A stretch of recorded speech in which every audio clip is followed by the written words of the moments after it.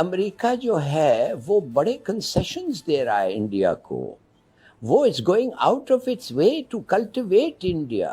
हमें तो एक लात मार के निकाला है उधर से। मैं जस्ट देख रहा था खिते में क्या हो रहा है ना। एक तरफ इंडिया है, वहां पे देखें कि वहां पे जो बिजनेसमैन है, they are the face of India. और ये जो उनको कॉरपोरेट चीफ्स कहा जाता है, मतलब ये इतना बड़ा सोच रहे हैं, इतना बड़ा सोच रहे हैं जैसे तो बेइज्जती करके हमें उधर निकाला है। बात नहीं करते, फोन नहीं करते, सुनना नहीं चाहते। अगर अमेरिका समझता है कि हिंदुस्तान सबको छोड़ के उनके गोद में छलांग मार के बैठ जाएगा, वो गलत है। फॉर एग्जांपल अगर आप देखें कि अंबानी साहब की जो रिलायंस है, वो that is 3.3% of India's GDP and 8%, 8.9% of the total market जो कैपिटलाइजेशन है, उसमें वो उनकी कंपनीज जो है वो लिस्ट हुई हैं। हिंदुस्तान ऐसी चीज नहीं करेगा, खास तौर रूस के साथ। मगर अगर आप समझते हैं कि पॉलिटिकली और डिप्लोमेटिकली रूस जो है वो हमारे साथ इतनी दोस्ती दिखाएगा कि हिंदुस्तान को इतराज हो, वो नहीं होगा। लेट्स नॉट फॉरगेट, हिंदुस्तान और रूस पुराने दोस्त हैं और उनका पुराना ये है। और इसी कुछ चंद दिनों पहले, चंद महीने पहले, वो $4.5 बिलियन का उन्होंने डिफेंस सिस्टम लिया है। पाकिस्तान है और पाकिस्तान के अंदर कोई समझ नहीं आ रही कि तालिबान ने कब्जा करना है, सियासतदान आपस में लड़ रहे हैं, फौज पीछे हट के देख रही है।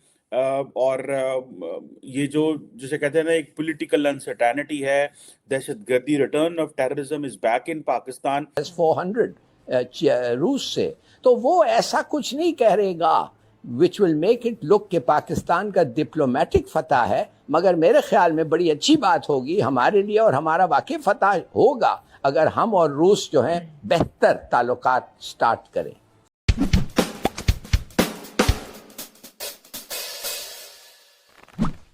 लेकिन साथ ही इंडिया देखें वहां पे क्या हो रहा है, वहां के बिजनेसमैन की स्टोरियां देखें। उधर चाइना है, वहां पे देखें कि वो किस तरह तरक्की कर रहे हैं, इंडिया तरक्की कर रहा है, और हम we are getting sucked in by the Afghanistan and by its mindset और इस तरह की जो चीजें हैं।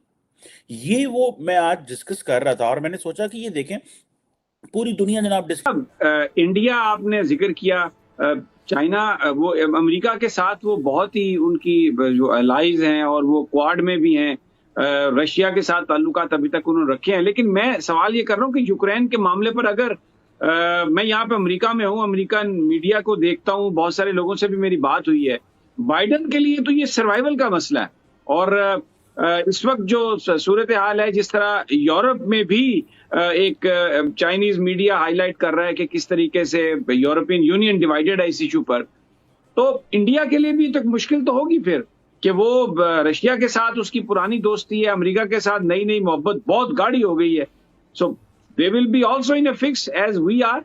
मैं आपको एक बात बताऊं, तकलीफ वाली बात यह है कि पाकिस्तान में सवाल जवाब नहीं हो सकते। लगता सब बहुत अच्छा है, डेमोक्रेसी है, मीडिया आजाद है, सवाल कर सकते हैं, ये हो सकता है, वो हो सकता है, कोई सवालों के जवाब देने को तैयार नहीं है। और मेरा ख्याल है हर जगह शायद ऐसे होता होगा। ये जो बड़े लीडर्स हैं ये सवालों के जवाब नहीं देते, लगता है ऐसी है। वो जो second year third year leadership होती है वो सवालों के जवाब देती है, उनका वो बेचारे का क्या, वो इधर उधर भागते रहते हैं। नहीं, मेरे ख्याल में अगर अमेरिका समझता है कि हिंदुस्तान सबको छोड़ के उनके गोद में छलांग मार के बैठ जाएगा, वो गलत है। हिंदुस्तान ऐसी चीज़ नहीं करेगा, ख़ास तौर रूस के साथ। इसलिए रूस का जो मिलिट्री कोलैबोरेशन है वो बहुत है, और काफ़ी हद तक इंडियन एम्यूनिशन और चीज़ें जो हैं वो शायद रूस से आते हैं। मेरे ख्याल में कि अमेरिका जो है वो बड़े कंसेशंस दे रहा है इंडिया को। वो is going out of its way to cultivate India. हमें तो एक लात मार के निकाला है उधर से। हमें तो बेइज्जती करके हमें उधर निकाला है। बात नहीं करते, फोन नहीं करते, सुनना नहीं चाहते।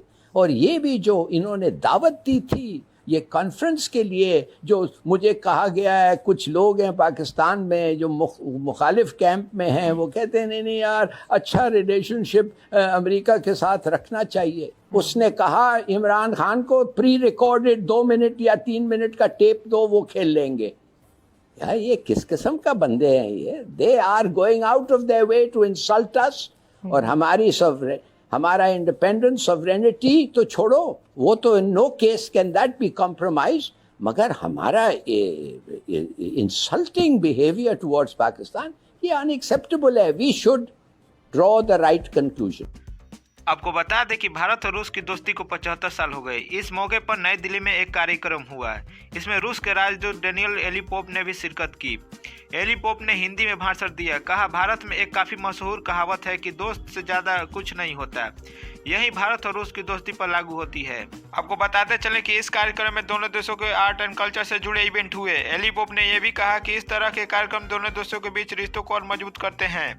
दिल्ली के बाद रूस और भारत की ये दोस्ती की सेलिब्रेशन करने के लिए कई कार्यक्रम कोलकाता और मुंबई में भी किए जाएंगे। दोस्तों, भारत की आज़ादी के बाद से ही भारत और रूस के संबंध बहुत अच्छे रहे हैं। शीत युद्ध के समय भारत और सोवियत संघ के मजबूत रणनीतिक, सैनिक, आर्थिक और राजनीतिक संबंध रहे हैं। सोवियत संघ के विघटन के बाद भी दोनों के देशों के महत्वपूर्ण संबंध बने हुए हैं। साथ ही दोस्तों, भारत और रूस के शीत युद्ध के दौरान से एक दूसरे के सच्चे मित्र थे और भारत पारंपरिक तौर पर अपना आधिकारिक हथियार रूस से ही खरीदता रहा है। लेकिन पिछले 10 वर्षों में भारत ने अलग अलग देशों से हथियार खरीदना शुरू किया और इसीलिए इस सौदे के बावजूद रूस के हथियार के सौदे के क्षेत्र में यूरोप और अमेरिका के देशों के कड़े प्रतियोगिता का सामना करना होगा।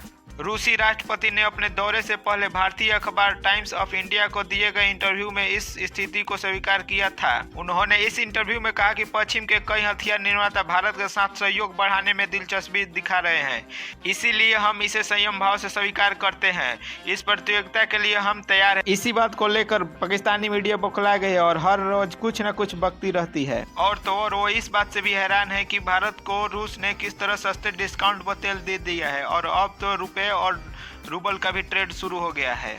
इस बात को लेकर वहां पाकिस्तान के पीएम भी गए थे रूस में सस्ता तेल का डिमांड करने के लिए, लेकिन वहां से उनको खाली हाथ ही लौटना पड़ा। तो दोस्तों, अगर आप इस चैनल पर पहली बार हैं तो इस चैनल को सब्सक्राइब करें और बेल आइकन दबाना ना भूलें और साथ ही साथ इस वीडियो को ज़्यादा से ज़्यादा शेयर करें। तो मिलते हैं हमारे नेक्स्ट वीडियो में, तब तक के लिए जय हिंद।